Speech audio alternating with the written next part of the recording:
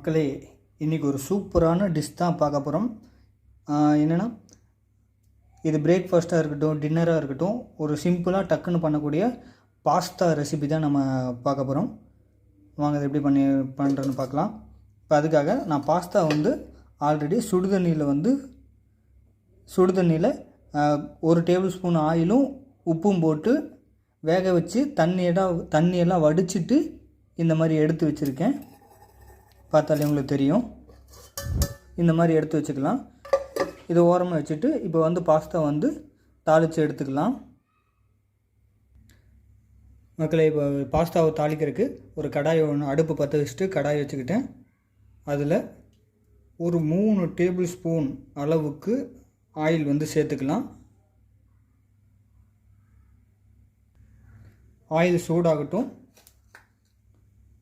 Oil சூடானதும் இந்த மாதிரி ஸ்லைஸாக கட் பண்ணி வச்சுருக்கிற ஒரு மீடியம் சைஸ் ஆனியன் சேர்த்துக்கலாம்.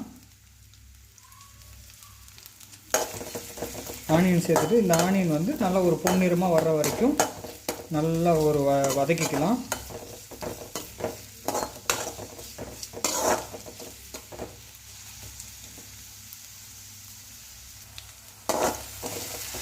பாருங்கள், வெங்காயம் இந்த மாதிரி பொன்னிறமாக வந்துருச்சு. இது கூடவே குடமிளகா ஒரு பாதி அரை குடமிளகா இந்த மாதிரி கட் பண்ணி வச்சுருக்கேன். அதையும் சேர்த்துக்கலாம். குடமிளகா சேர்த்துக்கிட்டிங்கன்னா டேஸ்ட்டு நல்லாயிருக்கும். குடமிளகா சேர்த்துட்டு 1 நிமிஷத்துக்கு வதக்கி விட்டுக்கலாம். பாருங்கள், குடமிளகா போட்டு 1 நிமிஷத்துக்கு வதக்குனதுக்கப்புறம் இது கூடவே ரெட் சில்லி பவுடர் ஒரு அரை டேபிள் ஸ்பூனுக்கு சேர்த்துக்கலாம். ரெட் சில்லி பவுடர் இந்த எண்ணெயிலேயே சேர்த்துக்கிட்டு வதக்கிக்கிட்டிங்கன்னா மக்ரோனி பாஸ்தாவுக்கு கலர் நல்லா ஸ்ட்ரக்சர் நல்லா இருக்கும். கடைசியாக சேர்த்திங்கன்னா கலர் கிடைக்காது, டல்லாக இருக்கும். நம்ம இதில் ஃபுட் கலரில் நம்ம எதுவும் ஆட் பண்ண போகிறதில்ல. இது காஷ்மீர் சில்லி பவுடர், அதனால் உங்களுக்கு கலர் கொடுக்கும். போட்டு ஒரு கிண்டி விட்ட உடனே தக்காளி ஆட் பண்ணிக்கலாம். மீடியம் சைஸ் தக்காளி. வெங்காயம் எந்த அளவுக்கு எடுக்கிறீங்களோ அதே அளவுக்கு தக்காளியும் சேர்த்துக்குங்க. அதையும் ஒரு 5 நிமிஷத்துக்கு தக்காளி போட்டுட்டு 5 நிமிஷத்துக்கு வதக்கிக்கலாம். பாருங்கள், தக்காளி போட்டு ஒரு 5 நிமிஷத்துக்கு வதக்கியாச்சு. தக்காளியெல்லாம் நல்லா வதங்கிருச்சு. இந்த டைமில் மல்லித்தூள் ஒரு அரை டேபிள் ஸ்பூனுக்கு சேர்த்துக்கலாம். அதையும் மசாலா வடை போகிற வரைக்கும் நல்லா ஒரு பெரட்டிக்கலாம். 1 நிமிஷத்துக்கு வதக்குனா போதும். பெரட்டின உடனே 1/4 கைப்பிடி அளவுக்கு மல்லி தலையை இந்த மாதிரி பொடிசாக கட் பண்ணி வச்சுருக்கேன். அதையும் சேர்த்துக்கலாம். சேர்த்துட்டு அதையும் வதக்கிக்கலாம். பாருங்கள், 1 நிமிஷத்துக்கு வதக்கி விட்ட உடனே அதை விட 5 ரூபா பேக்கெட் மேகி மசாலா பேக்கெட், இந்த ஒரு பாக்கெட் 2 பேர் சாப்பிட்றதுக்கு உண்டான அளவுக்கு இதை சேர்த்துக்கலாம். நான் இன்றைக்கி 2 பேர் சாப்பிட்றதுக்கு அளவான மக்ரோனிக்கு தான் நான் செய்கிறேன். அந்த மசாலாவையும் சேர்த்துட்டு அது கூடவே டொமேட்டோ சாஸ் ஆட் பண்ணிக்கலாம். டொமேட்டோ சாஸ் சேர்த்தாமையும் நீங்கள் செய்யலாம். டொமேட்டோ சாஸ் சேர்த்துக்கிட்டு பண்ணினீங்கன்னா ஹோட்டலில் செய்யக்கூடிய டேஸ்ட்டுக்கு உங்களுக்கு கிடைக்கும்.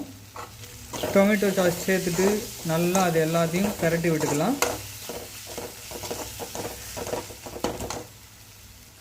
பெரட்டி விட்ட உடனே தேவையான அளவு சால்ட் உப்பு சேர்த்துக்கலாம். சேர்த்துட்டு உப்பெல்லாம் நல்லா மிக்ஸ் ஆகிற மாதிரி நல்லா ஒரு கிண்டி விட்டுக்கலாம்.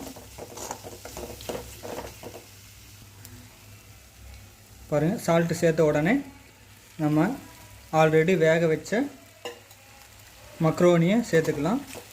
மக்ரோனி முன்னாடியே நம்ம சுடுதண்ணியில் 1 டேபிள் ஸ்பூன் ஆயில் விட்டு தேவையான அளவு உப்பு சேர்த்து வேக வச்சுருக்கோம். அதனால் கடைசியில் நீங்கள் உப்பு பார்த்துட்டு தேவையான அளவு சேர்த்துக்குங்க.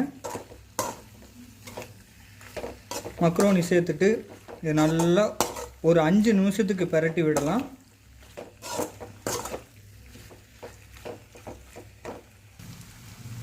பாருங்கள், ஒரு 5 நிமிஷத்துக்கு நல்லா கிண்டி வதக்கி விட்டாச்சு. வதக்கி விட்டதுக்கப்புறம் கடைசியாக ஒரு கொஞ்சம் போல் லேசாக பொடிசாக கட் பண்ண மல்லி இலைகளை வந்து தூவிக்கலாம்.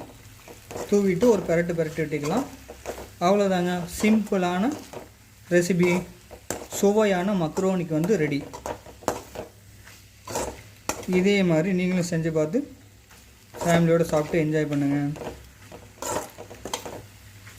அப்படியே வீடியோவுக்கு ஒரு தம்ஸ் அப் லைக்கை போட்டு விட்ருங்க. சேனலுக்கு அப்படியே சப்ஸ்கிரைப் பண்ணிவிட்டு ஒரு மோட்டிவேஷனாக இருக்கும். மறக்காமல் சப்ஸ்கிரைப் பண்ணி விட்ருங்க மக்களே. நெக்ஸ்ட் வீடியோவில் நம்ம சந்திப்போம். தேங்க்யூ.